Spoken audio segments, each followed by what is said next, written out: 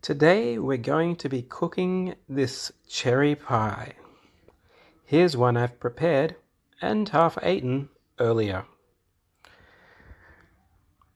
As you can see, the cherry pie is nice and thick.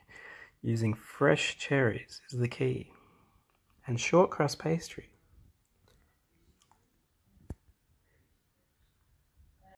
Now, cherry pie goes really well with sarsaparilla. Just kidding, nothing goes well with sarsaparilla. It's disgusting. For this recipe, we need almond extract, cherries, vanilla extract, caster sugar, lemon juice, and short crust pastry. Alrighty, so the first step is to pit the cherries. So you can use a cherry pitter, or if you're conscious about the environment and wasting money on these sort of devices, you can do it the dodgy way, just popping out the seed like that.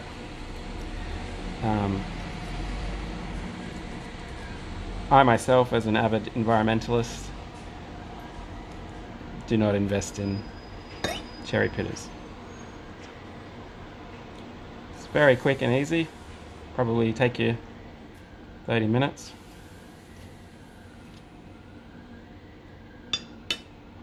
Just a couple more to go.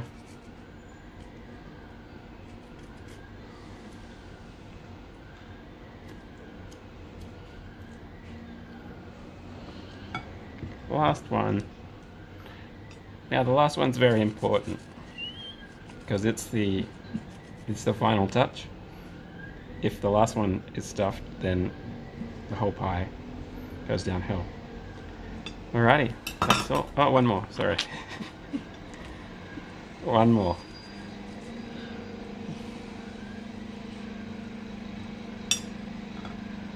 Alrighty, and that's that. So first thing we're going to add is a 1/4 teaspoon of the almond extract.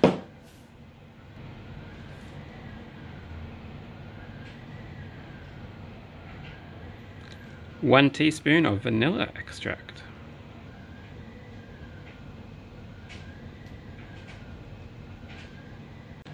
Then 2/3 of a cup of sugar, caster sugar.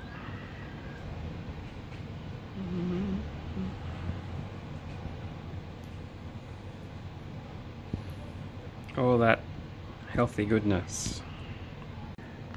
1/4 cup of corn starch, corn flour. I've just been advised that corn flour is cornstarch, so we may proceed. Now you may be asking why we add cornstarch to this recipe. Well, you may be asking it, but it doesn't mean I know the answer. Last is a tablespoon of lemon juice. You may use fresh lemon juice, or you may use the bottled lemon juice. I prefer the fresh lemon juice, but today I'll be using the bottled lemon juice.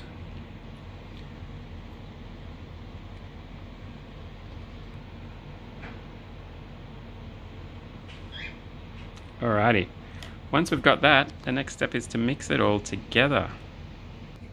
For that, I like to use a Vera Wang Wedgwood spoon, which provides great mixing capability. Lightweight, yet sturdy. Firm base, broad spoon. And we're going to mix that all in. Now we want to get that sugar all over the cherries, because that's what crystallizes the cherry once the pie starts to bake. Okay, let's mix that in. Just pretend you're mixing your Fruit Loops.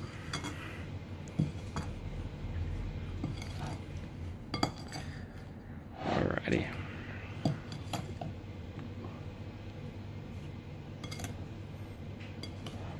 as you're mixing, you'll start to really smell the cherry as it reacts to the sugar and the almond extract and the lemony goodness,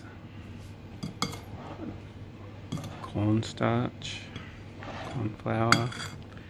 Alrighty, I'll leave that there while I continue to stir with 2 hands, as stirring with 1 hand is extremely difficult. And that's basically what we end up with. We end up with a nice cherry mixture, and you will really smell the flavour once you've stirred it. Now we're going to sit that there while we get our base ready. Now I've just had my short crust pastry sitting over here on the foil, defrosting, just to make it easier to work with.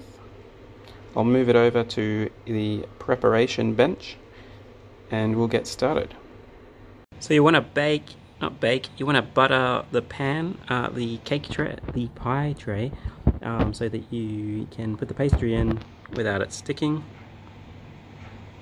And the pastry goes in like this. So we've got a base at the bottom, some nice thick edges. Now my dad's second ex-wife taught me that it's best to put the base in the oven for a little while, to let it to cook a little bit before you put the filling in, because the base won't cook as quickly. So we'll go and do that now. I'm putting it in for about 5 minutes on 180 degrees. Go pie, go! Now just a reminder, we've still got some short crust pastry left over for the top of the pie once we put the filling in. But for now we're just going to let that pie base set. We'll be back soon. Once you take the pie out, fill it with the filling which you had sitting aside, and then we're going to decorate the top to make it look like.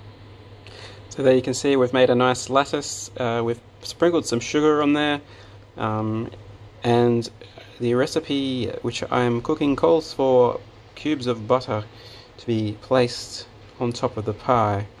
Now this is for extra flavor, and of course a good healthy alternative to not having the butter on there. So I'm going to put that in the oven for 55 minutes on 180 degrees.